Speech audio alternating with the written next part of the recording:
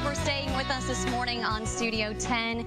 Welcome to Healthy Living. Each year, 1 in 3 people over the age of 65 falls, and the injuries from those falls can be severe, even deadly. Dr. Michael Granberry from AOC at Springhill Medical Center explains injuries that can occur because of falls and also talks about how to prevent them.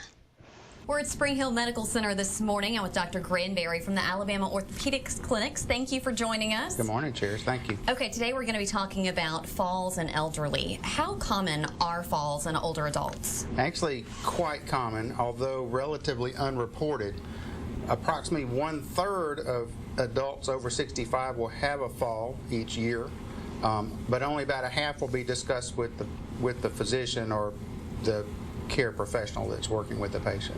How important is it, let's say an older adult has a fall in their home, how important is it that they get checked out afterwards and see a physician? Well, fall-related deaths are actually quite common, and frequently in the ones that are not reported, the smaller head injuries or some of the things that might cause the patient to be down for a while and get a blood clot. So they can be, it's the leading cause of death actually in that age group too, at least with injury-related death. Wow, okay, so that's very serious, obviously. Now, death, you also mentioned some head-related injuries. What other problems could occur? Well, the most common being the fractures. I mean, little granny falls and breaks her hip is the common story, and about 1/3 of falls end up with something that severe, so it can be, and they can be life-threatening in some situations. What can happen if you don't see your doctor? Let's say that you do fall, maybe you fracture a bone in your arm. What if you don't see a doctor? Fracturing a wrist is probably the second most common or debilitating thing due to inability to use your hand correctly afterwards or damage to the nerves or tendons to keep your hand from working properly. Who is most at risk to fall? Well, the elderly are. There's actually a gaining trend of men falling more than women. Really?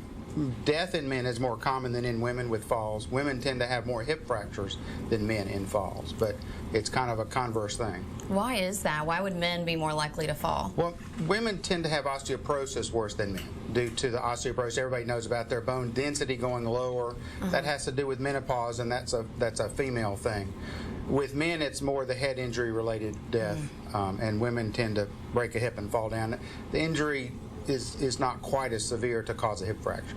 Now, what are some preventative measures? Someone's watching right now and says there's definitely some things that you can do to prevent falls like this from happening. Definitely fall-proofing the house, providing rails, providing housing without multiple levels and steps, rails in the bathroom in particular, or around any change in the floor level around the house are very, very important. Exercise to keep your body strong.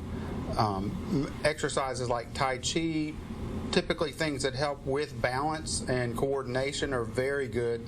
They're easy to do, they're low stress, they're very good at preventing falls or the preventable side of falls. But again, very important to see your doctor if you do fall. Yes, ma'am. All right, thank you so much. And if you guys would like more information, you can go on our website, Studio 10 tab on fox10tv.com. Thanks again, Doctor.